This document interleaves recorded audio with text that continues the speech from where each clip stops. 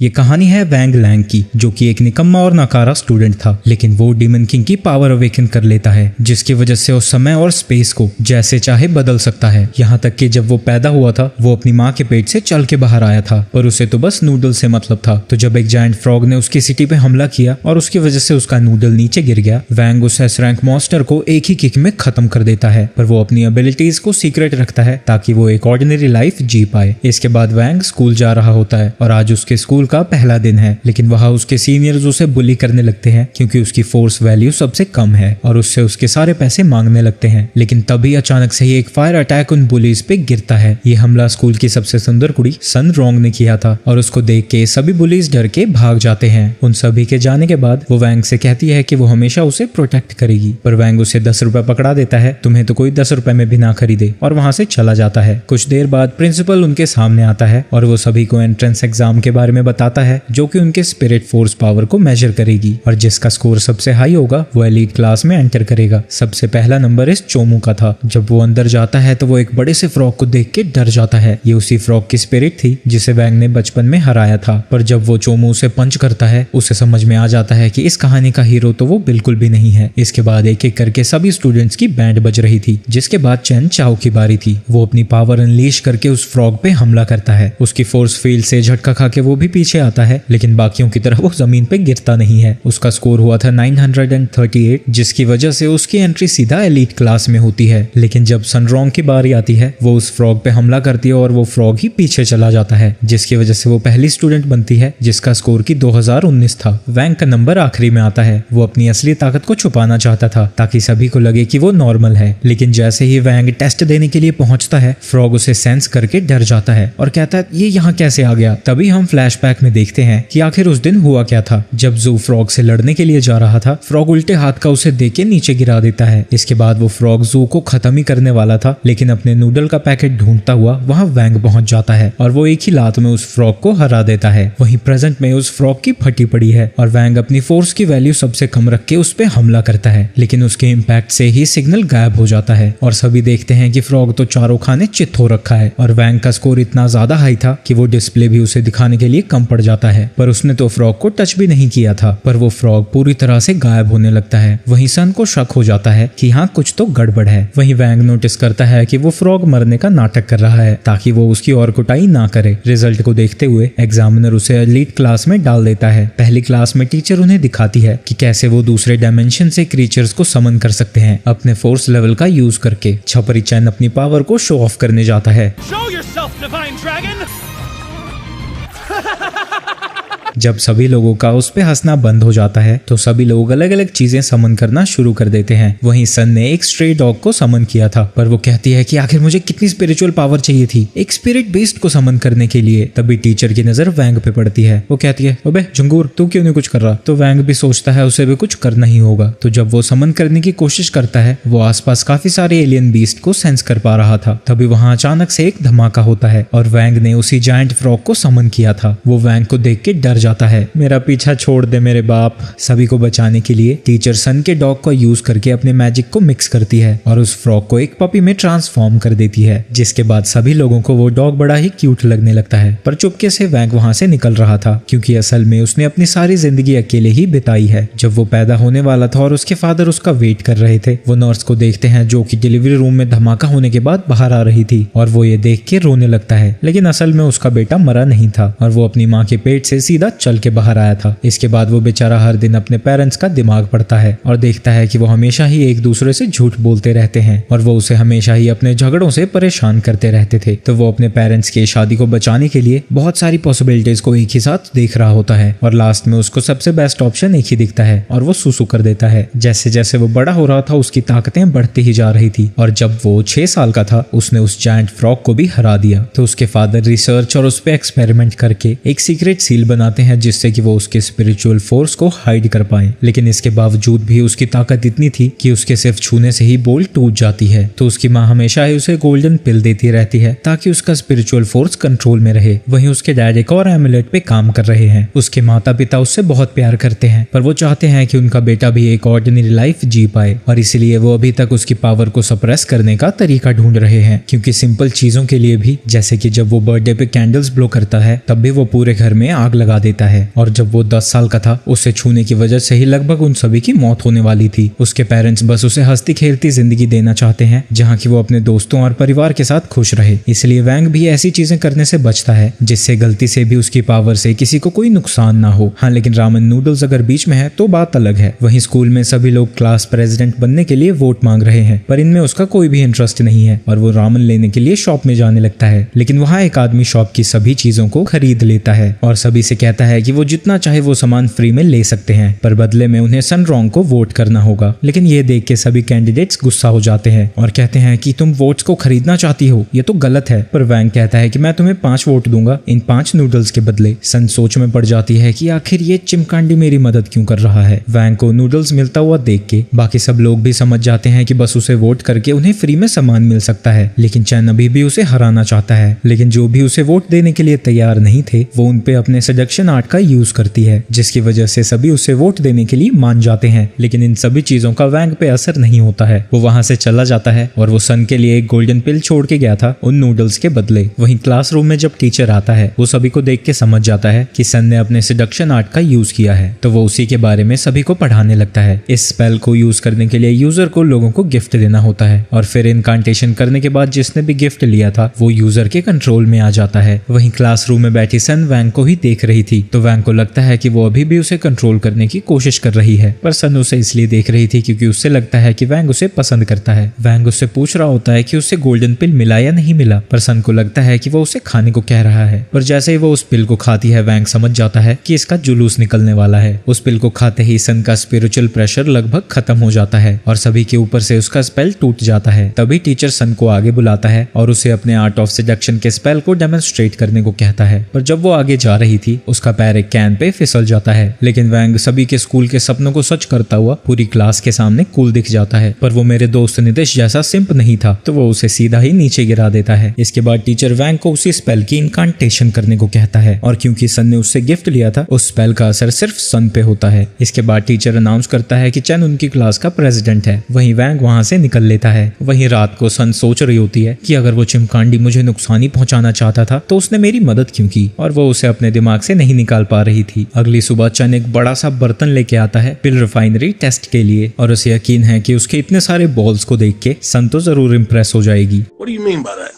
पर जब सन स्कूल पहुंचती है वो लिमो में आई थी और उसके स्वागत के लिए एक पूरा बैंड है और 10-12 जने खड़े हो रखे हैं। क्या फॉरेन की प्राइम मिनिस्टर है क्या चल रहा है यहाँ? बेचारा चैन उसे गुड मॉर्निंग कहता है, लेकिन सन उस पे बिना ध्यान दिए हुए वैंग को बुलाने लगती है। वहीं उसकी तरफ देखते ही वैंग को पता लग जाता है कि उसने सन को सेड्यूस कर दिया है, तो वो उसके पास जाता है और एक ही झटके में स्पेल को तोड़ देता है। वहीं सन ब्लश करने लगती है। वहीं क्लासरूम में टीचर उन्हें चीते की फुर्ती से गोल्डन पिल बनाने का तरीका बताती है, लेकिन एक भी स्टूडेंट को समझ में नहीं आता कि हुआ क्या। इसके बाद सभी गोल्डन पिल बनाने लग जाते हैं। वहीं सनरॉन्ग तो सीधा रिफाइनरी मशीन लेके आई थी, पर वैंग गोल्डन पिल बनाने के लिए माइक्रोवेव का यूज करता है। वहीं हाउ के पास एक मैजिक टूल था जो कि अपने आप ही सब कुछ कंट्रोल करके पिल बना देगा। वहीं चैन का बर्तन उसके मुंह पे ही फट जाता है और वो बेचारा रोता हुआ वहां से भाग जाता है। इसके बाद टीचर सभी को कहती है कि वो 7 घंटे वेट करेंगे जब तक कि पिल्स रिफाइन नहीं हो जाते। लेकिन सभी के जाने के बाद वैंग का डॉग उस मैजिकल टूल को खाने की सोच रहा था ताकि वो अपनी पावर को फिर से धीरे धीरे बढ़ा पाए। लेकिन तभी वहां वैंग आ जाता है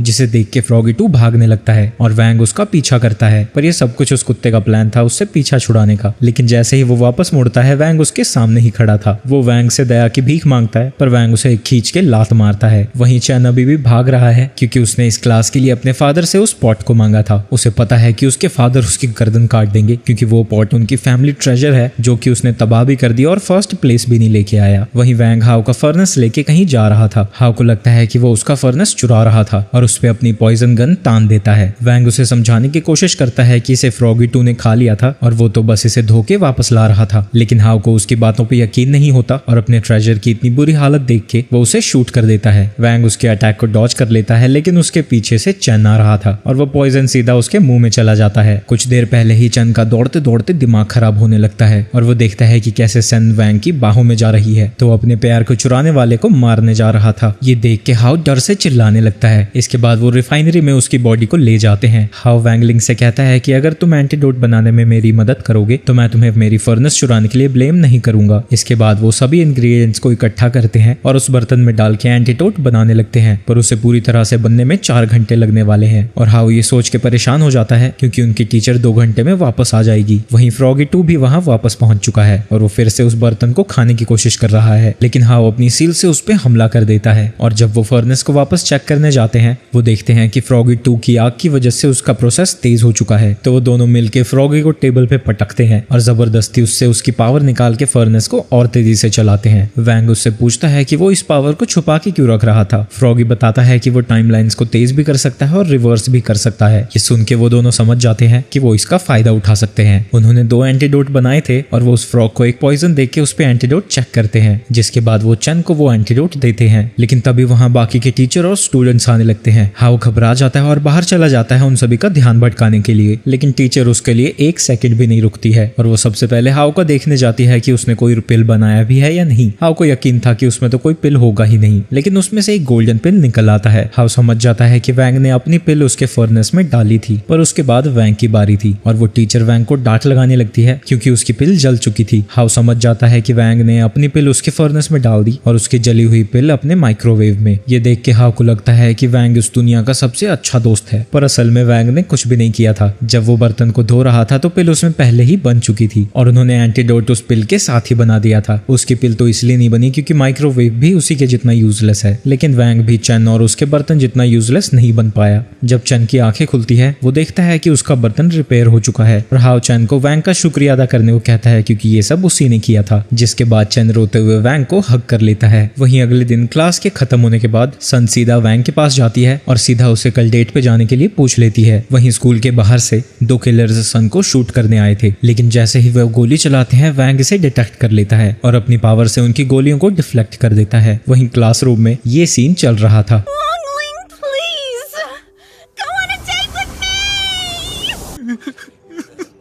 तभी क्लास में उनका टीचर आता है और वैंग को ऑफिस में बुलाता है। वहीं सन उसका पीछा कर रही थी। दूसरी तरफ दोनों किलर्स अपने बॉस के ऑर्डर के हिसाब से वहां से वापस चले जाते हैं और फ्रॉगी ये सब कुछ दूर से देख रहा था। और वैंग जब अपने टीचर को हाँ बोलता है, सन को लगता है कि उसने डेट के लिए हाँ कर दी है। वो स्कूल में इतनी पॉपुलर थी कि उसकी लव स्टोरी के चर्चे पूरे स्कूल में होने लगते हैं और बातें चल रही थी कि वो सिर्फ फोर्स वैल्यू 5 वाले लड़के को डेट कर रही है। और ये खबर उस तक भी पहुंच जाती है जिसने कि सन को मरवाने के लिए किलर्स भेजे थे। वहीं टीचर वैंग को प्रिंसिपल ऑफिस में ले जाता है। जुओ टीचर को वहां से जाने को कहते हैं और वैंग से पूछते हैं कि तुम वही बच्चे हो ना जिसने कि कई साल पहले उस डीमन किंग को एक ही किक में हराया था। जुओ अपने घुटनों पे आ जाता है और उसे अपना मास्टर बनाना चाहता है, लेकिन वैंग 50% मैजिक यूज करता है और उसकी मेमोरी इरेज कर देता है और वहां से चला जाता है। तभी उसके पास फ्रॉगी आता है और उसे असासिन्स के बारे में बताता है। इसके बाद बेचारे वैंग को सन के भयानक सपने आने लगते हैं, पर जैसे ही वो बाहर देखता है सन उसे डेट पे ले जाने के लिए सच में बाहर खड़ी थी। इसके बाद जब वैंग ब्रेकफास्ट कर रहा था उसे लगता है कि उसके पेरेंट्स उसे डेट पे जाने नहीं देंगे, लेकिन उसके पेरेंट्स उल्टा उसे डेट पे जाने के लिए कहने लगते हैं और उसे शक होने लगता है कि वो उसके असली पेरेंट्स है भी या नहीं। और इससे पहले कि वो कुछ कह पाता उसके पेरेंट्स उसे घर से बाहर निकाल देते हैं और सन उसे अपने लिमो की पीछे वाली सीट पे बुलाने लगती है, जहाँ की ऑब्वियसली काफी सारी जगह है।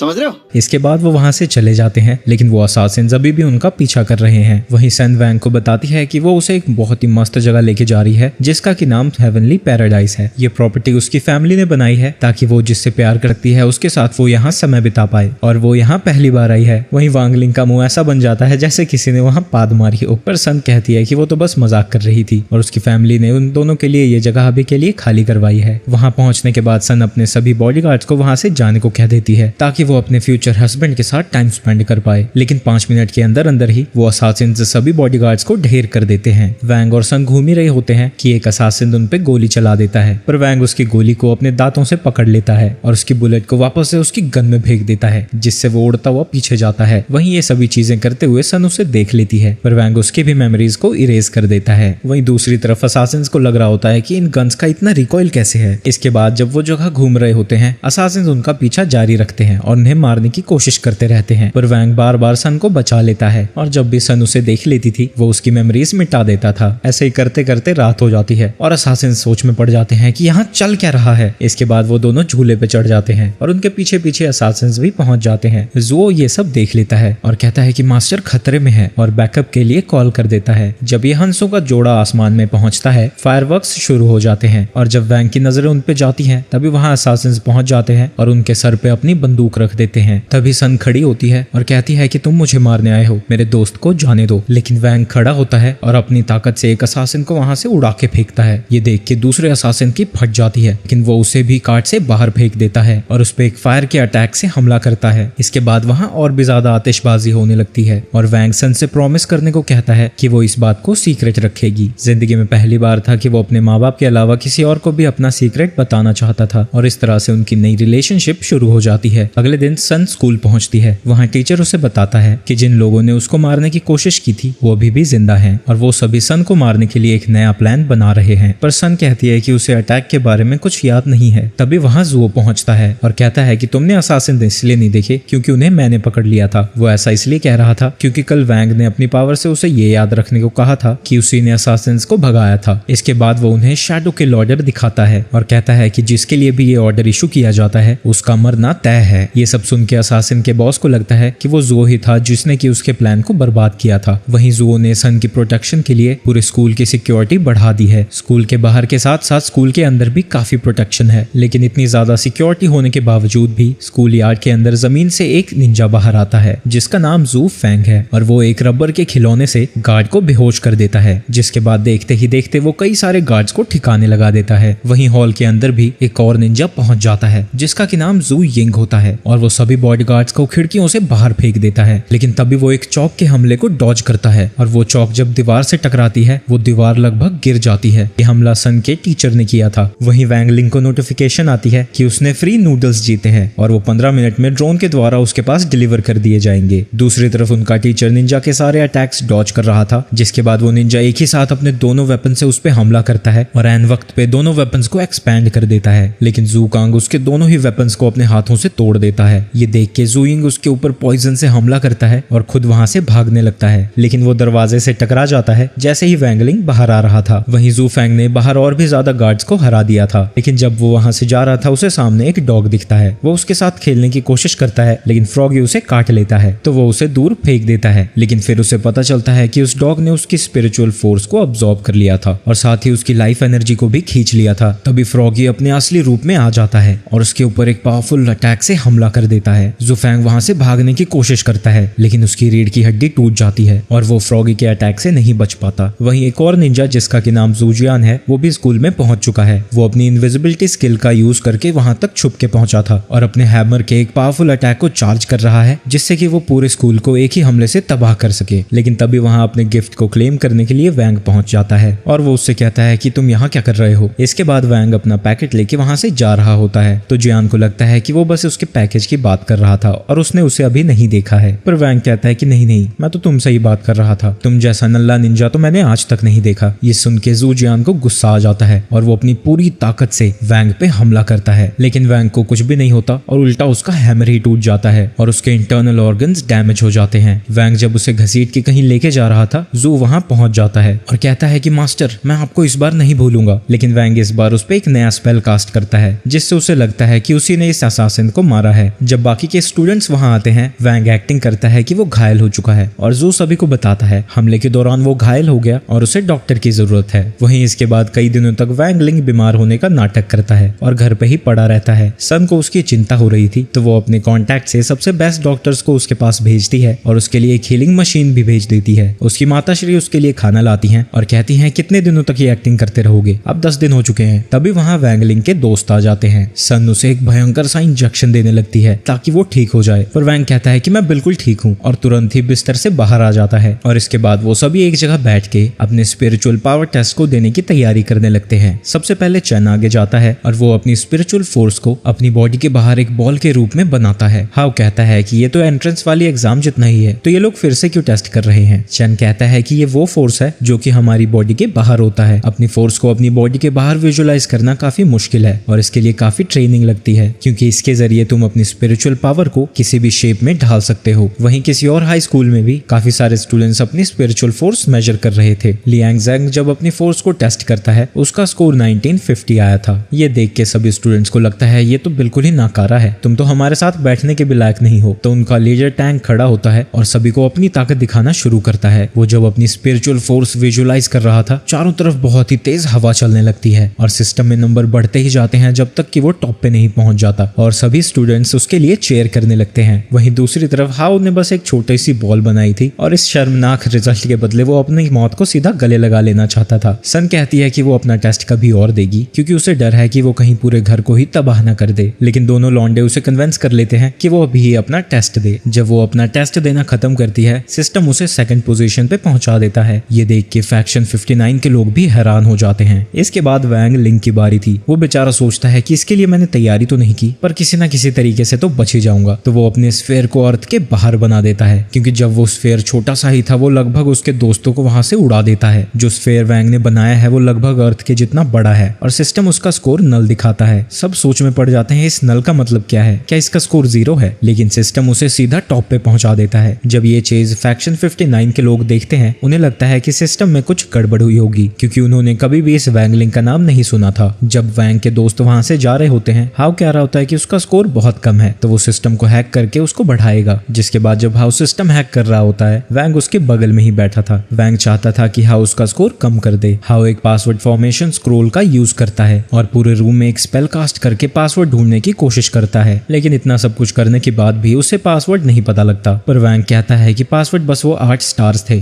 गधे के बच्चे। वहीं फैक्शन 59 वाले भी सिस्टम को हैक कर लेते हैं, पर वो वहां भी वैंग लिंग का असली स्कोर नहीं पता लगा पाते और वो नोटिस करते हैं कि एक और स्टूडेंट ने सिस्टम को हैक किया है। वहीं हाउ नोटिस करता है कि टैंग सेकंड प्लेस पे है और याद करता है कि कैसे वो स्कूल में उसे बुली किया करता था। लेकिन तभी सिस्टम का अलार्म बजने लगता है और इससे पहले कि सिस्टम उन्हें डिटेक्ट कर ले, वो उससे बाहर आने लगते हैं। लेकिन तभी कुछ स्टूडेंट्स उस रूम में पहुंच जाते हैं और वो उसे बताते हैं कि टैंग का नेम सिस्टम में चेंज हो गया है। उसका नाम हाउ ने टैंग बर्डी कर दिया था और ये देख के सभी स्टूडेंट्स हंसने लगते हैं। वहीं वो लड़की कहती है कि शायद हम अगले महीने स्वॉर्ड कंपटीशन में फैक्शन 60 वाले स्टूडेंट से मिल पाएं, और टैंग भी उस समय का बेसब्री से इंतजार कर रहा है ताकि वो उन्हें नीचा दिखा सके। अगले दिन ज़ुकोंग एक और टीचर को सभी के स्कोर दिखा रहा था। वो वैंगलिंग को सबसे टॉप पे देख के हैरान हो जाती है और कहती है ये तो क्लास में बिलो एवरेज है और हमेशा चुप रहता है, ये नेशनल लेवल पे नंबर 1 पे कैसे पहुंच गया। ज़ुकोंग कहता है कि इस बार हमारे पास 2 स्टूडेंट्स हैं जो कि टॉप 10 में है, लेकिन उनका सबसे पहला ही मुकाबला फैक्शन 59 से है। पिछले 100 सालों में फैक्शन 59 के साथ उनका 24 बार मुकाबला हुआ है, लेकिन उनमें से वो 23 बार हारे हैं और एक बार ड्रॉ हुआ था, और वो ड्रॉ 10 साल पहले हुआ था मास्टर जू की वजह से। वहीं कंपटीशन में भेजने के लिए उन्हें 5 स्टूडेंट्स को सिलेक्ट करना था, लेकिन उनके पास भेजने लायक सिर्फ 4 स्टूडेंट्स थे। तो मास्टर जू कहते हैं कि ये रहा 5वां स्टूडेंट। वो कहता है कि पहले भी स्पिरिचुअल बीस्ट कंपटीशन में हिस्सा ले चुके हैं, पर टीचर कहती है कि वो एक्सचेंज स्टूडेंट था स्पिरिचुअल वर्ल्ड से और वो ह्यूमन फॉर्म में ट्रांसफॉर्म हुआ था। तो जो उस पर ट्रांसफॉर्मेशन मैजिक यूज करता है, लेकिन उसका चेहरा देख के सभी लोग डर जाते हैं। तो जो कहता है कि चलो ये जरूरी भी नहीं है कि वो ट्रांसफॉर्म हो। इसके बाद टीचर कहती है कि वो फिर भी कंपटीशन में हिस्सा नहीं ले सकता क्योंकि उसने स्पिरिचुअल प्रेशर टेस्ट में पार्ट नहीं लिया था। तो जो उसका स्पिरिचुअल फोर्स टेस्ट करना शुरू करता है और उससे कहता है कि अगर तुम कंपटीशन जीत गए तो मैं तुम्हें फ्री कर दूंगा। फ्रॉगी की पावर 5000 डिटेक्ट होती है और वो सीधा सेकंड पोजीशन पे पहुंच जाता है। इसके बाद सभी स्टूडेंट्स छुट्टी के बाद घर पहुंचते हैं और रात को टीचर सभी को बताता है कि वो सभी स्वॉर्ड कंपटीशन के लिए सिलेक्ट हुए हैं और उनके पास 3 दिन है अपनी स्पिरिचुअल स्वॉर्ड को प्रिपेयर करने के लिए। इसके बाद एक एक करके सभी स्टूडेंट्स अपनी स्वॉर्ड दिखाने लगते हैं और जैसा कि सबको पता था, सन रोंग की स्वॉर्ड सबसे बेहतर थी और यहाँ तक कि उसकी फैमिली ने ऐसी 13 स्वॉर्ड बनाई है ताकि अगर उसकी स्वॉर्ड डैमेज हो जाती है तो वो दूसरी यूज कर सके। हाउ कहता है कि फ्रॉगी तो एक कुत्ता है, उसके पास तलवार कहाँ से आएगी, लेकिन फ्रॉगी भी अपनी तलवार के साथ फोटो भेज देता है। लेकिन अभी तक वैंगलिंग ने अपनी स्वॉर्ड नहीं दिखाई थी, तो सभी लोग उससे पूछते हैं कि तुम्हारे पास स्वॉर्ड है भी या नहीं। वैंगलिंग कहता है कि हाँ मेरे पास है। वो अपनी तलवार लेने के लिए बेसमेंट में जाता है, लेकिन तभी स्वॉर्ड की स्पिरिट डब्बे में से बाहर आने लगती है और वो जल्दी से उसे वापस डब्बे में घुसा देता है। वहीं दूसरी तरफ टैंक से टीचर कह रही होती कहती है कि तुम्हारी टीम में सिर्फ 4 मेंबर हैं। टैंक कहता है कि हमारा 5th मेंबर वो इंसान है। तुम क्या कह रहे हो? ये क्या तुम सच में उस इंसान को यूज करना चाहते हो? वो भी अभी,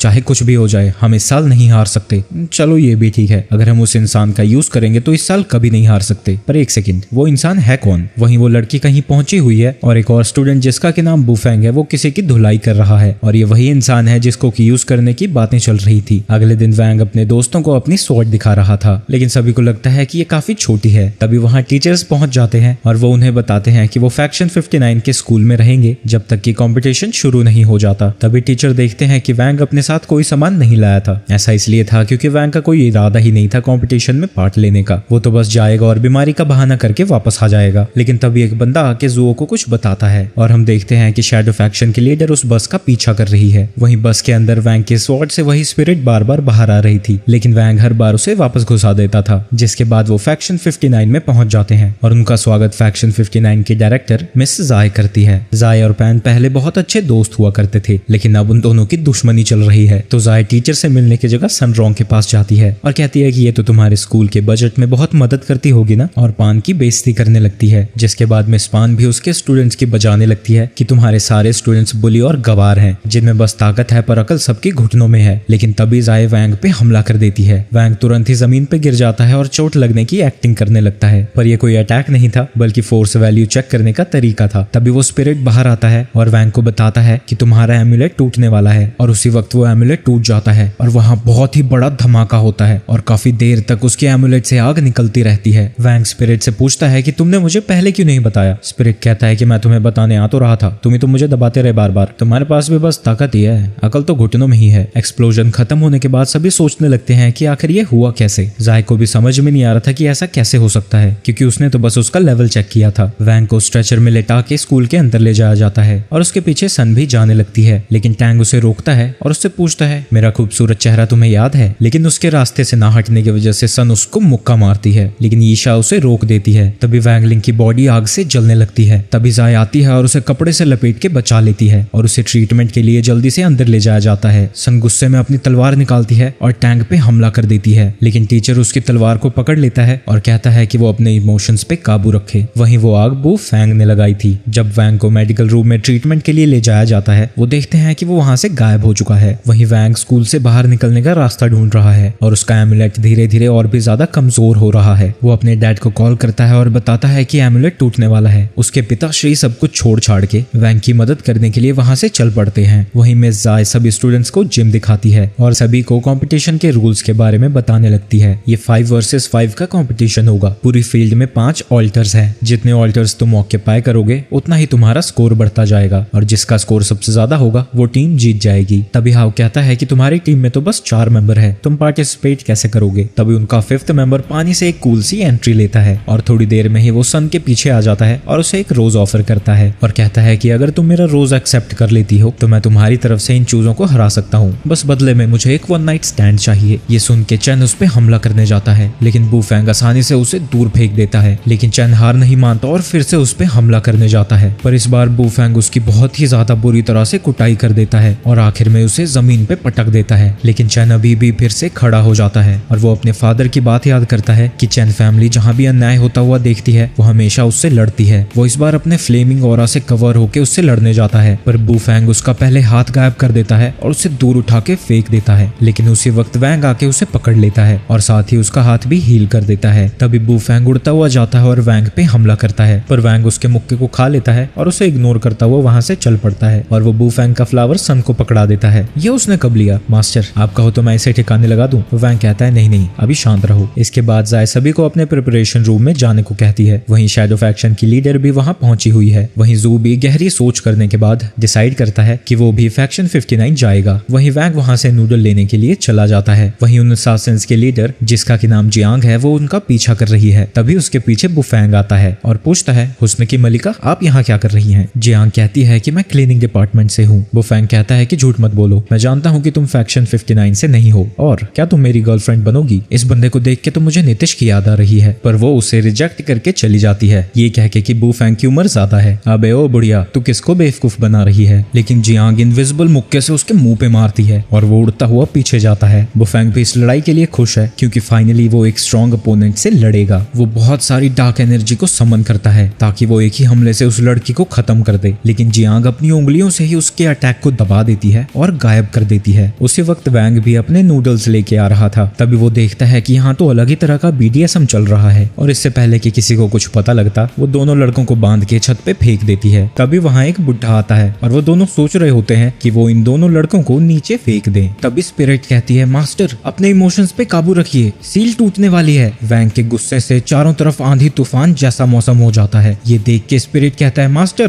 स्कूल के अंदर फ्री में नूडल्स बांटे जा रहे हैं। ये सुनने के बाद वैंग का गुस्सा शांत हो जाता है। वो बुढ़ा बुफैंग के कुछ बाल काट के जियांग को देता है। तभी बुफैंग ऑफिस में आता है और सभी से कहता है कि वैंग लिंग को किडनैप कर लिया गया है। ये असल में जियांग थी। असली बुफैंग और वैंग तो अभी भी छत पे बंधे हुए हैं। वो बुढ़ा कहता है कि वो तुम्हारे चेहरे का बस कुछ देर के लिए यूज करेगी, उसके बाद तुम्हारा दी एंड कर दिया जाएगा। जिंदा रहने के लिए बुफैंग कहता है कि वो हमेशा से ही शैडो फैक्शन को ज्वाइन करना चाहता था। अगर तुम मुझे खोल दोगे तो मैं तुम्हें सब कुछ बता दूंगा जो तुम जानना चाहते हो। पर वो बुढ़ा कहता है कि ये बाइंडिंग रोप सिर्फ जियांग ही खोल सकती है। ये सुन के बुफैंग कहता है, तो तुम्हारे जैसे नीच गलीच बुढ़े को यहाँ क्यों लेके आई। वो बुढ़ा उस पे हमला करता है और वो उसके बड़े ही करीब से जाता है और बुफैंग को उसके सामने ही अपने आने वाले 7 पुश्तों की मौतें दिखने लगती हैं। बुफैंग को समझ नहीं आया था कि असल में वो बुढ़ा बहुत ताकतवर है। वहीं दूसरी तरफ जियांग, जो कि बुफैंग के भेस में है, वो सभी को बताता है कि कैसे वो वैंग लिंग को पकड़ के ले गई और वो बच के कैसे वापस आ गया। जू कहता है कि जरूर वो शैडो फैक्शन की लीडर जियांग होगी, और टैंक के कहने पे ईशा स्कूल के अंदर और भी लोगों की स्पिरिचुअल फोर्स को डिटेक्ट करने लगती है। जैसे ही उन्हें उन लोगों की लोकेशन का पता लगता है, सन के बॉडीगार्ड्स उसको पकड़ के वहां से ले जाते हैं ताकि वो उसे सेफ रख सके, लेकिन वो उनकी धुलाई करके वांग लिंग को बचाने के लिए वापस आ जाती है। वहीं उसके बाकी के दोस्त भी उसके साथ लड़ने को तैयार हो जाते हैं और वो सभी वांग को बचाने के लिए वहां से निकल पड़ते हैं। जाय अपने स्टूडेंट से कहती है कि जाओ उनका पीछा करो और पता करो कि वो कितने ज्यादा स्ट्रॉन्ग है। बुफैंग वैंग से कहता है, ओए मुझे पता तुम अपनी पावर का यूज नहीं कर रहे हो, मैंने तुम्हारी असली ताकत देखी है। लेकिन वैंग तो मस्त निन्नी मार रहा है। तभी वो बुढ़ा उनकी तरफ आगे बढ़ने लगता है और बुफैंग मदद के लिए चिल्ला रहा होता है। तभी वो बुढ़ा लात मारता है और बुफैंग नीचे वाले फ्लोर पे गिर जाता है। उसी वक्त सन और उसके सिक्योरिटी गार्ड्स बिल्डिंग की तरफ दौड़ रहे होते हैं और उनकी नजरों के सामने ही वैंग को क्रॉस के ऊपर बांध के और ऊंचा लटकाया जा रहा था। सभी बॉडीगार्ड्स बुढ़े पे हमला करने जाते हैं, लेकिन वो एक ही झटके में सभी को हरा देता है। इसके बाद वो बुढ़ा भी अपनी पूरी पावर अनलीश करने जाता है और एक लाइट आसमान की तरफ दिखाता है। आसमान में वो लाइट सर्कल में घूमने लगती है और उस लाइट से नाइट्स समन होने लगते हैं। लेकिन जैसे ही वो आगे बढ़ने लगते हैं, सन भी एक लाइट कास्ट करके उस सर्कल को डिस्ट्रॉय कर देती है। इसके बाद सन हवा में उड़ रही थी और उसके आसपास काफी सारे स्वॉर्ड्स भी लेविटेट कर रहे थे। वो बड़ी मुश्किल से बुढ़े के हमले को रोक पा रही थी, लेकिन कुछ ही देर में वो उस पे हावी हो जाता है और वो ग्रेविटी के फोर्स से जमीन पे दबने लगती है। लेकिन तभी टाइम रिवाइंड हो जाता है और ये वैंग ने किया था। वो उस बुढ़े को देख के हंसता है और खुद को फ्री करने के बाद उसी को पोल से बांध देता है। लेकिन इस चीज का भी क्रेडिट लेने के लिए मास्टर जुओ वहाँ पहुंचा हुआ है। वहीं जियांग ये सब देख के गुस्से में थी क्योंकि यहाँ इमोर्टल्स आ चुके हैं और वो कुछ भी नहीं कर सकती। वहीं वैंग अपनी स्पिरिट को बुफैंग को वहीं रोक के रखने को कहता है। उसे लगा था कि अगर वो ऐसा करेगा तो स्वॉर्ड कंपटीशन नहीं होगी, लेकिन ऐसा बिल्कुल भी नहीं होता है क्योंकि जियांग तो पहले ही बुफैंग का रूप लेके वहाँ पहुंच रखी है। वैंग को समझ नहीं आ रहा था कि ये बाहर कैसे आ गया। इसके बाद कंपटीशन को स्टार्ट कर दिया जाता है और उन सभी के फोन ले लिए जाते हैं और सभी को बताया जाता है कि वो 5 मीटर से ज्यादा ऊपर नहीं उड़ सकते। इसके बाद सभी क्रिस्टल के थ्रू कंपटीशन की जगह में एंटर हो रहे होते हैं, लेकिन तभी वैंग के डैड वहाँ दौड़ते हुए आते हैं। वो उसकी एमुलेट चेंज करना चाहते थे, लेकिन जब तक वो वहाँ पहुँचते हैं वैंगलिंग वहाँ से चला जाता है। इसके बाद मिस्टर पान और जुओ उनसे आके मिलते हैं और वैंग के फादर जुओ को एमुलेट के बारे में सब कुछ बता देते हैं। वहीं सभी स्टूडेंट्स कंपटीशन की जगह पे पहुंच चुके हैं। ईशा कहती है कि बुफैंग का स्पिरिचुअल फोर्स पहले से बदल चुका है और वो उसे लोकेट नहीं कर पा रही है। तो टैंग उससे कहता है कि अगर वो उससे मिले तो सावधान रहे। ईशा फैक्शन 60 के सभी स्टूडेंट्स की लोकेशन पता लगा लेती है, लेकिन जब उन्हें पता लगता है कि वो वैंग की प्रेजेंस भी नहीं सेंस कर सकते तो उनका एक टीममेट उसे सबसे पहले हराने के लिए निकल पड़ता है। लेकिन तभी टैंग हाउ में अपनी तलवार घुसा देता है और वो उसे चकमा देके वहां से भाग जाता है। लेकिन वो सभी उसका पीछा नहीं करते क्योंकि उन्होंने बस 3 ऑल्टर्स पे कब्जा करना है जीतने के लिए। वहीं लियांग जब जंगलों से गुजर रहा था, हाउ उसको देख लेता है। हाउ सोचता है कि फैक्शन 59 में सभी स्ट्रॉन्ग मेंबर्स हैं और मैंने अपना एक डिकॉय भी खो दिया है और क्योंकि ये वैंग के पीछे जा रहा है शायद ये उतना स्ट्रॉन्ग ना हो, और हाउ भी उसके पीछे चल पड़ता है। तभी अनाउंसमेंट होती है कि फैक्शन 59 ने एक ऑल्टर पे कब्जा कर लिया है। ये सुन के चैन भी एक ऑल्टर पे कब्जा करने जाने लगता है, लेकिन तभी उसके चेहरे पे एक कट आ जाता है। उसके बाद काफी तेज हवा चलती है और सारी पत्तियां उसके ऊपर से गुजरती हैं। तभी वो सोच रहा होता है कि आखिर ऑल्टर पे कब्जा कैसे करते हैं। ईशा पीछे से बताती है कि उसे तलवार उस ऑल्टर में डालनी होगी और 10 सेकंड तक वेट करना होगा। चैन उससे कहता है कि लड़के लड़कियों से नहीं लड़ते और मैं तुम्हें 3 मौके देता हूँ मुझ पे हमला करने के लिए क्योंकि तुमने मेरी मदद की। लेकिन तभी चैन खुद को ही मारने लगता है और अपना सर जमीन पे पटकने लगता है। ईशा बताती है कि उसका स्पेल शिकार पकड़ के उसके नर्वस सिस्टम को कंट्रोल कर सकता है। वहीं दूसरी तरफ बुफैंग और फ्रॉगी लड़ रहे थे। बुफैंग उस पे हमला करता है लेकिन फ्रॉगी उसकी स्पिरिचुअल फोर्स को अब्सॉर्ब कर लेता है। इसके बाद फ्रॉगी छुप जाता है और बुफैंग ऑल्टर की तरफ जाने लगता है। वहीं वैंग जमीन पे पड़ा हुआ है। वहीं लियांग पहुंच जाता है पर वो उसे वैसे ही छोड़ के ऑल्टर पे कब्जा करने जाने लगता है। उसी वक्त वहां फ्रॉगी भी पहुंच जाता है। वो उनकी फाइट के दौरान और भी ज्यादा स्पिरिचुअल फोर्स अब्सॉर्ब करना चाहता है लेकिन तभी वैंग खड़ा हो जाता है और लियांग उसके ऊपर हमला करने जाता है लेकिन हाओ का स्पेल उसके ऊपर उड़ता हुआ आता है। वो उसे स्लैश कर देता है जिसके बाद हाओ और लियांग की लड़ाई शुरू हो जाती है। वहीं दूसरी तरफ सन एक ऑल्टर पे कब्जा कर रही थी लेकिन उसी वक्त एक स्वॉर्ड के हमले को वो डॉज करती है और वो अपनी स्वॉर्ड को भी थ्रो कर देती है जो कि एक स्वॉर्ड स्पिरिट में ट्रांसफॉर्म हो जाती है। अब टैंक भी अपनी स्वॉर्ड स्पिरिट के साथ उसके सामने आता है। टैंक कोशिश करता है कि वो अपने सड़े गले टीममेट्स को छोड़ के उनकी साइड आ जाए पर सन उसके ऊपर हमला कर देती है और वो अपनी स्पिरिट से उसके ऊपर हमला करने को कहती है लेकिन टैंक आसानी से उसके हमले को खत्म कर देता है। तभी उन्हें पता लगता है कि फैक्शन 59 ने 3 ऑल्टर्स पे कब्जा कर लिया है। बुफैंग टैंक को बताता है कि उसने फ्रॉगी को हरा के उस ऑल्टर पे कब्जा कर लिया है। सन उससे पूछती है कि तुम्हें कैसे पता कि फ्रॉगी कहाँ है। टैंक कहता है कि तुम भूल गई, ईशा लोगों की लोकेशन का पता लगा सकती है। तभी अनाउंसमेंट होती है कि फैक्शन 59 ने एक और ऑल्टर पे कब्जा कर लिया है। सन अपनी स्वॉर्ड स्पिरिट को वापस से तलवार में कन्वर्ट कर लेती है और वो टैंक पे हमला ही करने वाली थी कि टैंक अपनी स्नो पावर्स को रिलीज कर देता है और वो उनके सारे आसपास के पानी को जमाने लगता है। सन तेजी से उस पे हमला करने जाती है लेकिन टैंक का स्पिरिट उसे रोक देता है। इसके बाद वो दोनों काफी तेजी से लड़ाई करते जाते हैं। उनकी लड़ाई नदी से होते होते ब्रिज तक पहुंच जाती है। तभी सन के आसपास की आइस एक्सप्लोड कर जाती है और वहां नकली बुफैंग पहुंच जाता है। वो सन पे हमला करने ही वाला था कि उनके सर के ऊपर से कोई चीज उड़ते हुए जाती है। उसकी वजह से उनके चारों तरफ जोर की हवाएं चलने लगती हैं। ये देख के वो दोनों समझ जाते हैं कि सन से भी कोई खतरनाक एनिमी उनका इंतजार कर रहा है। वहीं इसका फायदा उठा के सन वहां से निकल लेती है। टैंक कहता है कि मुझे पता है कि तुम बुफैंग नहीं हो, अभी के लिए तुम जाओ और सन को ढूंढो। इसके बाद टांग इस ऑल्टर को कैप्चर कर लेता है लेकिन जैसे ही उनका स्कोर 5-0 होता है वो अचानक से ही 4-1 हो जाता है। यानी फैक्शन 60 ने उनसे एक ऑल्टर छीन लिया है। पर इस घटना से पहले लियांग और हाओ एक दूसरे से लड़ते लड़ते थक जाते हैं। तभी लियांग वैंग को लात मारता है और कहता है कि तुम जैसे यूजलेस इंसान को इन्होंने यहाँ कैसे भेज दिया। ये देख के हाओ को गुस्सा आ जाता है और वो और भी तेजी से लियांग पे अटैक करने लगता है लेकिन लियांग उसके सारे अटैक्स को स्लैश करता जाता है। उसी वक्त वैंग की एनर्जी रिलीज होने लगती है और ये मौका देख के फ्रॉगी उस एनर्जी को कंज्यूम करने पहुंच जाता है लेकिन वैंग ने ऐसा जानबूझ के किया था क्योंकि कुछ ही देर में उसकी एनर्जी अपने आप ही रिलीज हो जाती। लेकिन अब फ्रॉगी उसकी मदद कर रहा है इसे कंट्रोल करने में। इसके बाद वो दोनों ही कंबाइन हो जाते हैं लेकिन ये देख के लियांग कहता है कि तुम अभी भी लेवल 5 के ही हो, तुम जैसा लूजर मैंने आज तक नहीं देखा। लेकिन तभी वैंग उसकी स्वॉर्ड को टच करता है जिससे वो टूट के बिखर जाती है और वो जब उसके कंधे पे हाथ रखता है वो उड़ता हुआ मीलों दूर जाता है और इस तरह से उन्होंने अपना पहला ऑल्टर कैप्चर किया था। वहीं ज़ाई ज़ुकोंग को अपने प्रेम के मंत्र में डाल रही है और उससे पूछती है कि क्या ये ह्यूमन और बीस्ट की हाइब्रिड ट्रिक तुमने उन्हें सिखाई है। सुंदर कुड़ी को पटाने के लिए ज़ुकोंग भी हाँ कह देता है। ईशा टैंक को बताती है कि वैंग डॉग के साथ कंबाइन हो चुका है और वो अभी फायर ऑल्टर के पास है। तभी अनाउंसमेंट होती है कि फैक्शन 60 ने फायर ऑल्टर को भी कब्जे में कर लिया है। इसके बाद वैंग चैन के पास जाता है और चैन को उठाने के बाद वो इस ऑल्टर को भी कैप्चर कर लेता है और इस तरह से स्कोर 3-2 हो जाता है। ये देख के चैन खुश हो जाता है और चैन पहली बार वैंग को स्माइल करता देख रहा था। वहीं ये देख के उसके फादर की आंखों में भी आंसू आ जाते हैं लेकिन तभी स्कोर 4-1 हो जाता है। वैंग समझ जाता है कि उन सभी ने पिछले वाले ऑल्टर्स पे फिर से कब्जा कर लिया है तो अगर वो इसको जीतना चाहता है तो उसे सभी ऑल्टर्स पे एक साथ ही कब्जा करना होगा। तो वैंग अपनी एनर्जी रिलीज करने लगता है। वैंग अपनी स्पीड से एक ही साथ सभी ऑल्टर्स पे पहुंचना चाहता है लेकिन सभी टीचर्स कहते हैं कि अगर वो ऐसा कर भी ले लेकिन तब भी उसे हर ऑल्टर को कैप्चर करने के लिए 10 सेकंड तक रुकना होगा। तभी सन चैन से कहती है हाओ और मैं साथ में हैं और हमारे पास एक एडवांटेज है और वो है वैंग। ये सुन के वैंग शर्मा जाता है, तुम कब से ऐसे हो गए। सन उन सभी से कहती है कि हमें एक साथ सभी ऑल्टर्स पे कब्जा करना होगा और कुछ सेकंड्स तक उसे डिफेंड करना होगा जब तक कि हमें विनर्स नहीं डिक्लेयर कर दिया जाता। सन और हाओ ऑल्टर ऑफ फायर की तरफ जाने लगते हैं जहाँ हाओ सन को सर्फ बोर्ड की तरह यूज करता हुआ वहां पहुंच जाता है और वो वहां के अपोनेंट को चिढ़ाने लगता है। इसका फायदा उठा के सन पीछे से जाके ऑल्टर पे कब्जा करने जाती है लेकिन तभी उसे इसका पता लग जाता है और वो ऑल्टर के अंदर जाने लगता है। उसी वक्त हाउ उस पे हमला करता है पर वो गलती से नीचे गिर जाता है और वो अटैक हाउ को जाके लगता है जिससे वो वो ऑल्टर से पीछे चली जाती है। इससे पहले कि सन रिकवर होती वहाँ टैंक पहुंच जाता है और अपने टीममेट पे चिल्लाता है कि वो जल्दी से जाके उस पे कब्जा करे। हाउस के सामने पत्थर की दीवार खड़ी कर देता है, लेकिन वो उसे तोड़ता हुआ अंदर चला जाता है। सन बहुत सारी तलवारों को समन करके उससे लड़ने लगती है और जब वो ऑल्टर को कैप्चर करने जाती है, टैंक की स्वॉर्ड स्पिरिट आके उसकी तलवार को तोड़ देती है। मोटू कहता है कि सर आपका प्लान काम कर रहा है। वो उससे मुक्का मारता है और कहता है मेरा प्लान 5-0 से जीतने का था, पर कोई बात नहीं, हम 4-1 से ही जीत जाते हैं। ये सुन के सन उसका प्लान समझ जाती है। उसने ईशा को वैंग पे नजर रखने को भेज दिया है ताकि अगर वैंग वहां से जाता है तो वो उसके ऑल्टर पे कब्जा कर ले और बचे खुचे टीममेट्स बाकी के ऑल्टर्स पे कब्जा करेंगे। सन कहती है कि हमें जीतने के लिए इस ऑल्टर पे कब्जा करना होगा और चैन को बुफैंग से अपने ऑल्टर को डिफेंड करना होगा। बुफैंग चैन से लड़ रहा होता है और उसे डरपोक कहता है। वहीं पास के सीन में हम देखते हैं कि उसका फादर भी उसे डरपोक कहता है और कहता है कि तुम जैसा तो हमारे फैमिली में आज तक पैदा नहीं हुआ। चैन बस उसके अटैक्स को डॉज कर रहा था। वहीं जियांग परेशान हो जाती है क्योंकि सब लोग उसे देख रहे हैं और वो अपनी पूरी ताकत को यूज नहीं कर सकती। तभी वो पेड़ के पत्तों को नोटिस करती है जो कि मेटल के थे, जिसके बाद वो अपने अटैक में पत्तों को मिला के चैन पे हमला कर देती है। उसी वक्त हम पास्ट का सीन देखते हैं जहाँ की जब उसके फादर उस पे हमला करते हैं, लेकिन उनकी तलवार उड़ के पीछे चली जाती है क्योंकि चैन ने उनसे बचने के लिए एक बैरियर बना दिया था। वहीं प्रेजेंट में चैन पूरी कोशिश कर रहा है उसके अटैक से बचने की। वहीं दूसरी तरफ हाउ से सन कहती है कि वो पीछे चला जाए और वो अकेले इनसे लड़ेगी। हाउ पीछे चला जाता है और अपनी तलवार को अपने हाथ में रखता है। टैंक कहता है कि जब तुम्हारे पास 7 तलवारें थी तब नहीं मुझे हरा पाई, अब तो तुम्हारे पास 5 बची हैं। लेकिन सन कहती है कि तुम्हें हराने के लिए तो बस एक तलवार काफी है और वो उसकी स्पिरिट के साथ लड़ने लगती है। वहीं हाउ अपने ब्लेड की स्पिरिट को समन करने की कोशिश कर रहा था। वहीं चैन हार चुका है, लेकिन वो अभी भी बुफैंग को रोकने की कोशिश कर रहा है। वहीं दूसरी तरफ सन पे स्पिरिट भारी पड़ रहा था। टैंग उसके पास आके कहता है कि तुम्हें हार मान लेनी चाहिए, लेकिन तभी उसके सामने एक आग की पक्षी आ जाती है। ये हाउ की स्वॉर्ड स्पिरिट थी जिसका की नाम फायर फिनिक्स था और इसे समन करने के लिए एक स्वॉर्ड स्पिरिट को सैक्रिफाइस की जरूरत थी, जिसके लिए सन ने अपनी स्वॉर्ड स्पिरिट को सैक्रिफाइस कर दिया। तभी फिनिक्स उन सभी पे हमला कर देता है और वहाँ पे एक जोरदार धमाका होता है। वहीं चैन रोने लगता है क्योंकि वो हार नहीं मान सकता था। वो नहीं चाहता था कि उसकी वजह से उसके दोस्त हारें। और जैसे ही बुफैंग ऑल्टर को कैप्चर कर रहा होता है, चैन अपनी नई ताकत के साथ फिर से खड़ा होता है। वो उसकी शील्ड को तोड़ के उसकी तलवार को नीचे फेंकता है। ये सब देख के जियांग को गुस्सा आ जाता है और वो अपने असली रूप में आके उस पे हमला कर देती है। वहीं हम कुछ देर पहले का सीन देखते हैं। जैसे ही अनाउंसमेंट होती है कि ऑल्टर ऑफ फायर पे फैक्शन 60 का कब्जा हो गया, ईशा वहां से भागने लगती है, लेकिन तभी फैक्शन 60 ऑल्टर ऑफ वुड को भी कैप्चर कर लेती है। और ऑल्टर ऑफ वुड वैंग लिंग ने कैप्चर किया था और जिस पे वो इतनी देर से नजर रख रही थी वो फ्रॉगी था। वहीं ईशा की पावर्स उस पे काम नहीं कर रही थी क्योंकि उसकी पावर्स सिर्फ ह्यूमन पे काम करती है। वहीं प्रेजेंट में सन चैन को कांटेक्ट नहीं कर पा रही थी। वहीं फैक्शन 60 का स्कोर देख के सभी टीचर्स बहुत खुश हैं, लेकिन वैंग के फादर घबराए हुए हैं। इसके बाद वैंग एक और ऑल्टर को कैप्चर करने जाता है, पर उसे डर लगने लगता है कि अगर उसने तलवार घुसा दी तो एक्साइटमेंट की वजह से उसकी सारी पावर्स अनलीश हो जाएंगी। बचपन से ही वो अपने सारे इमोशंस को दबा के रखता था क्योंकि अगर कभी उसके इमोशंस बाहर आ गए तो उसकी सारी नेगेटिव एनर्जी रिलीज हो जाएगी। पर उसके दोस्तों और सन के साथ बिताए लम्हों की वजह से उसके इमोशंस अब बाहर आने लगे हैं और वो अब उसे कंट्रोल नहीं कर पा रहा था। वो तलवार पे से हाथ हटाने ही वाला था कि सन वहां आके उसे रोक देती है और उसके इमोशंस प्यार की जंजीरों से कंट्रोल में आ जाते हैं। वैंग फिर से स्माइल करता है और सन के सामने शर्माने लगता है, लेकिन उसी वक्त जियांग सन की सोल को उसके शरीर से बाहर निकाल देती है। वैंग उसकी सोल को पकड़ने की कोशिश करता है, लेकिन वो उसके हाथों से ही गायब हो जाती है। ये देख के वैंग खुद पे से कंट्रोल खो बैठता है और उसका एमुलेट भी टूट जाता है। वैंग जियांग को मारने जाता है, लेकिन उसी वक्त फ्रॉगी आके समय को रोक देता है। लेकिन वैंग को रोकने के लिए ये भी काफी नहीं था और वो जियांग को खींच के मुक्का मारता है। जियांग कहती है कि तो अच्छा वो तुम थे जो कि सन को प्रोटेक्ट कर रहे थे, पर अब इन सब का कोई फायदा नहीं है, वो मर चुकी है। और वो वैंग पे अटैक करती रहती है, लेकिन इससे वैंग का गुस्सा और ज्यादा बढ़ जाता है और वो उसे बहुत बुरी तरह से मारने लगता है। और जब वो जमीन पे गिरती है तो वो उसे वहां भी एक मुक्का मारता है, जिससे कि आसपास की जमीन भी टूट जाती है। इसके बाद वो फिर से उसे आसमान में फेंक देता है और आसपास के पत्थरों को इकट्ठा करके उसके ऊपर हमला करता है, जिसकी वजह से उसके सामने एक धमाका होता है। उसे जान से मारने के लिए वो अपनी ताकत इकट्ठा करता है और जब वो जमीन पे गिरती है वो उसके साथ साथ पूरी दुनिया को तबाह करने वाला था। पर जब वो कहती है कि वांगलिंग तो बिल्कुल उसी की तरह है, वांग रुक जाता है और वो सन को याद करके वहां से जाने लगता है। वैंग अपनी पावर से सन को रिवाइव करने की कोशिश करता है, लेकिन कुछ भी नहीं होता। फ्रॉगी उसे बताता है कि जियांग ने इसकी सोल को इसके शरीर से बाहर निकाल दिया है, पर इसका शरीर तो अभी गर्म है और ये सांस भी ले रही है। पागल मत बनो, ये मर चुकी है और तुम भी इसे जिंदा नहीं कर सकते। इसका शरीर इसलिए गर्म है क्योंकि क्योंकि मैंने टाइम रोक दिया है, पर टाइम के दोबारा चलते ही वो मर जाएगी। वैंग उसके बचाने के लिए कुछ भी करने को तैयार था। वो अपनी सारी ताकतें भी कुर्बान करने को तैयार है सिर्फ सन को जिंदा करने के लिए। फ्रॉगी कहता है कि अगर तुम चाहते हो तो तुम अपनी लाइफ को फिर से रीस्टार्ट कर सकते हो। इसके बाद वैंग अपनी सारी पावर्स को इकट्ठा करके पास्ट को चेंज करना चाहता है ताकि फ्यूचर बदल सके। फ्रॉगी उसे वार्न करता है कि फ्यूचर को चेंज करना नेचर के लॉज के विरुद्ध है और इसकी वजह से वो अपनी सारी ताकतें भी खो सकता है। फ्रॉगी और वैंग मर्ज हो जाते हैं और फ्रॉगी कहता है कि मैं हजारों सालों से जीता आया हूँ, पर आज तुम्हारे लिए मैं अपनी जिंदगी खतरे में डाल रहा हूँ। और जब वो अपनी पावर का यूज करते हैं, वो इस नई दुनिया में फिर से पहली बार स्कूल जा रहा था, जहाँ की वो बुली से परेशान करने लगते हैं, पर इस बार सन की जगह उसे चेन और हाव आके बचाते हैं। और जैसे वैंग ने सन को पैसे दिए थे, वो इन्हें भी पैसे देने लगता है, पर फिर वो सोचता है कि मैं ऐसा क्यों कर रहा हूँ। और क्लास में भी सन को लगता है कि सामने सन है, पर वो देखता है कि वो कोई और लड़की है। स्कूल से छुट्टी के बाद रास्ते में उसे सनरोंग दिखती है और वो कार का पीछा करने लगता है, पर वो सनरोंग नहीं बल्कि कोई और थी। वांग लिंग जैसे हमेशा से चाहता था, वो एक पीसफुल जिंदगी जी रहा था, पर वैंग की स्पेस की पावर और फ्रॉगी की टाइम की पावर की मिलने की वजह से उन्होंने एक नई दुनिया बना ली है और ये नई दुनिया पुरानी दुनिया से सब कुछ एब्जॉर्ब कर रही है और ये पुरानी दुनिया तबाह होने वाली है। वहीं अंडरवर्ल्ड में सनरोंग की सोल पहुंचती है और वहां उस दुनिया की नई मोनार्क बैठी है। वो उसे देख के कहती है कि क्या ये किसी इंपॉर्टेंट से रिलेटेड है क्या? एक सेकंड, कहीं ये मास्टर की? और जब वो उसका डीएनए टेस्ट करते हैं तो वो 99% मैच करता है। ये देख के वो सभी डर जाते हैं और उसे कहने लगते हैं कि ये कुछ भी नहीं है, ये तो बस एक सपना है। इसके कुछ देर बाद वो लड़की कह रही होती है कि ये तो मास्टर की डिसेंडेंट है। दूसरा बंदा कहता है जल्दी करो वरना वो लड़का तीनों दुनियाओं को तबाह कर देगा। इसके बाद वो जल्दी से सन की सोल को वापस भेज देते हैं। उसे जिंदा देख के स्वॉर्ड स्पिरिट की आंखें खुली की खुली रह जाती हैं। वो सन को यहाँ जो भी हुआ वो बता देता है और कहता है कि मास्टर इस बार काफी अलग तरीके से बिहेव कर रहे थे और उन्होंने तुम्हारे लिए पूरी नई दुनिया बना दी। अगर उन्हें जल्दी नहीं रोका गया तो ये दुनिया तबाह हो जाएगी। वहीं इस नई दुनिया में वांग लिंग अपने दोस्तों के साथ उसी जगह पे है जहाँ की वो सनरोंग के साथ डेट पे आया था और वो अचानक से ही रोने लगता है और फिलहाल उसे भी नहीं समझ में आ रहा था कि वो आखिर दुखी क्यों है। वहीं सन स्वॉर्ड को लेके वांग लिंग की दुनिया पे हमला कर देती है और वो सभी चीजों को डॉज करते हुए वैंग में तलवार घुसा देती है। ऐसा होते ही वैंग को सन के बारे में सारी यादें वापस आ जाती हैं और चेन कहता है कि जाओ, वो तुम्हारा इंतजार कर रही है। इस तरह से सन वैंग लिंग को यहाँ से बाहर निकाल लेती है और टाइम फिर से रिवाइंड होके उस वक्त पर पहुंच जाता है जब जियांग अपने असली रूप में आने वाली थी। लेकिन इस बार जब वो चेन पे हमला करने जा रही थी, वैंग उसे थप्पड़ मार के जमीन में घुसा देता है और लास्ट ऑल्टर कैप्चर कर लेता है और इस तरह से फैक्शन 60 जीत जाता है। तभी वहां सन आ जाती है और वांग से कुछ कहना चाहती है, पर तभी वहां मीडिया आके उसको परेशान करने लगते हैं। वहीं पास्ट के सीन में हम देखते हैं कि वैंग अपनी पावर का यूज करके दुनिया को फिर से रिस्टोर नहीं कर पा रहा था। फ्रॉगी कहता है कि तुमने नेचर के विरुद्ध काम किया था, तो ये सब फिक्स करने के लिए सेम रूल्स अप्लाई नहीं होंगे। अगर तुम इस दुनिया को वापस से रिस्टोर करना चाहते हो, तुम्हें इनका यूज करना होगा। तुम्हारे स्वॉर्ड के हमले से जो दुनिया हमने बनाई थी उसका स्पेस और टाइम अलग हो चुका है। तुम इनका यूज करके टाइमलाइन को रिवर्स कर सकते हो, लेकिन ये नॉर्मल टाइम ट्रैवल जैसा नहीं होगा और सनरोंग यहाँ जो भी हुआ था भूल जाएगी। पर सन कहती है कि मुझे इसकी परवाह नहीं है, कम से कम हम दुनिया को तो बचा लेंगे और मेरी फीलिंग्स कभी भी तुम्हारे लिए नहीं बदलेंगी, चाहे हम किसी भी दुनिया में हो। और वैंग अपनी पावर से टाइमलाइन को रिवर्स कर देता है। वहीं प्रेजेंट में वैंग के फादर आते हैं। फ्रॉगी कहता है कि तुम्हें पता है ना, अगर तुमने ये एमुलेट लगा दिया तो तुम्हारे इमोशंस फिर से सील हो जाएंगे और तुम्हारा सनरोंग के साथ रिलेशन आगे नहीं बढ़ पाएगा। वैंग कहता है कि मैं दुनिया में शांति चाहता हूँ और उसके डैड उसके ऊपर एमुलेट लगा देते हैं। वहीं इमॉर्टल्स आके जियांग को पकड़ लेते हैं और मिर्जा स्टूडेंट्स को डांट लगाने लगती है हारने की वजह से। तो पार्ट 1 यहीं खत्म करते हैं। इसके पार्ट 2 के लिए वीडियो को सब्सक्राइब कर लेना और ऐसे ही और वीडियो के लिए चैनल को लाइक कर देना।